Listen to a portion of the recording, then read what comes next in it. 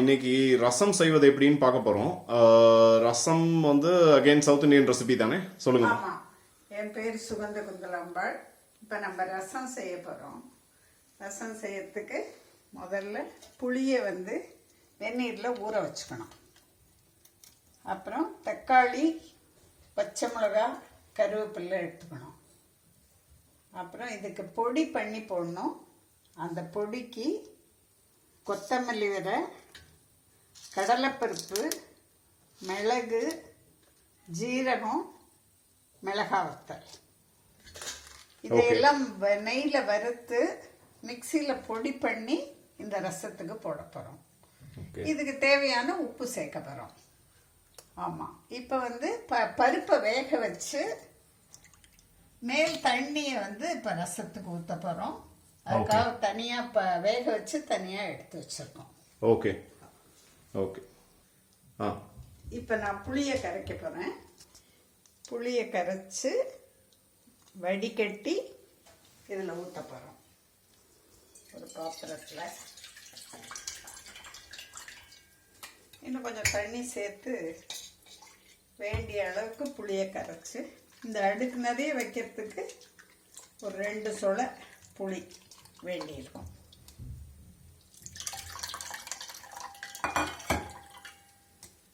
இப்போ தக்காளி,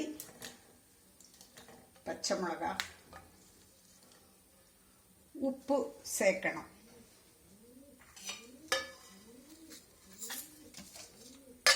சேர்த்து இப்போ இதை கொஞ்சம் கொதிக்க விடணும்.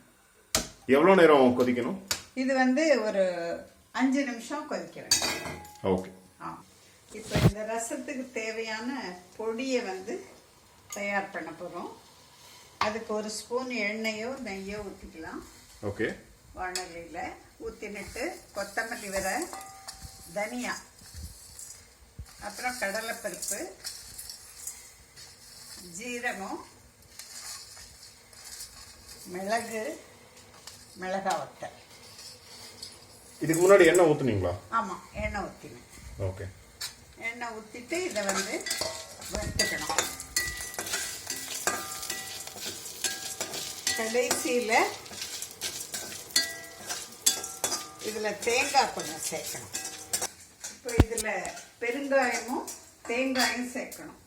ஏற்கனவே வந்து கொத்தமல்லி விதை, கடலைப்பருப்பு, மிளகு, ஜீரகம், மிளகாய் போட்டிருக்கோம். இதில் பெருங்காயமும் கொஞ்சம் தேங்காயும் சேர்க்கணும். ஓகே. சேர்த்து இதை ஆஃப் பண்ணிவிட்டு இது ஆறின உடனே மிக்சியில் பொடி பண்ணணும்.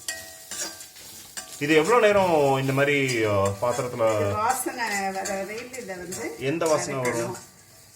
இதை வறுக்கும் பொழுது ரசம் வந்து ரசப்பொடி வாசனை வரும். Okay okay okay. ஸோ இப்போ இதை நீங்கள் எடுத்து மிக்சியில் ஆற வச்சு மிக்சியில் பொடி பண்ணணும். ஓகே, சரி. ஸோ இப்போ மிக்சியில் வந்து இதை வந்து அரைக்க போகிறோமா? ஆமாம், ரசத்துக்கு வறுத்த சாமான்களை மிக்சியில் போட்டு கொரன்னு அரைக்கணும்.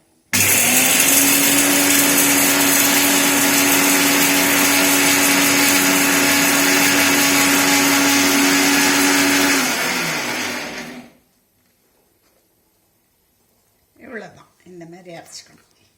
ஓகே.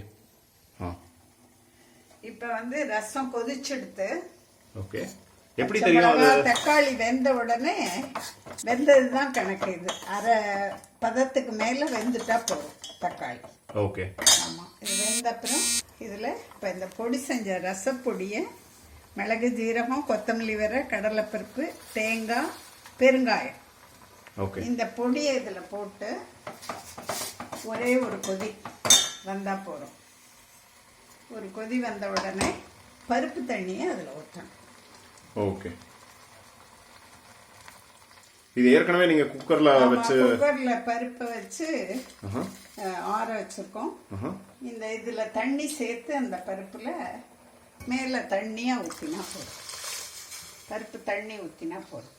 ஓகே.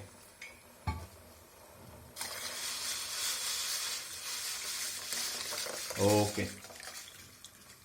ஓகே. ஊத்திட்டு இதுல கொஞ்சோண்டு வெல்லம். ஓகே. இந்த ரெசிபிக்கு வேற ஏதாவது பேர் இருக்கா? ரசம் இது வந்து மைசூர் ரசம்னு சொல்லுவோம் நம்ம. ஓகே, சில பேர் இதை மைசூர் ரசம்னு சொல்லுவாங்க. ஆமா, ஓகே மைசூர் ரசம்னு சொல்லுவோம். ஓகே இதுக்கு மேல வந்து இப்ப கடுகும் கருவேப்பிலையும் தாளிக்கும். ஓகே இப்ப ரசம் கொதிச்சுடுத்து ஓகே நுர கட்டி வந்த உடனே தாளிக்கணும். ஓகே நெய்யில வந்து கடுகு, ஓகே மிளகாத்தல்,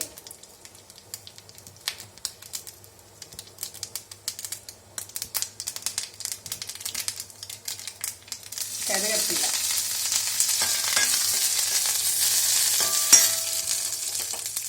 இது மூணும் தாளிச்சதை இப்ப இதுல ஆ இப்ப இந்த தாளிப்பை இந்த ரசத்துல போடணும்.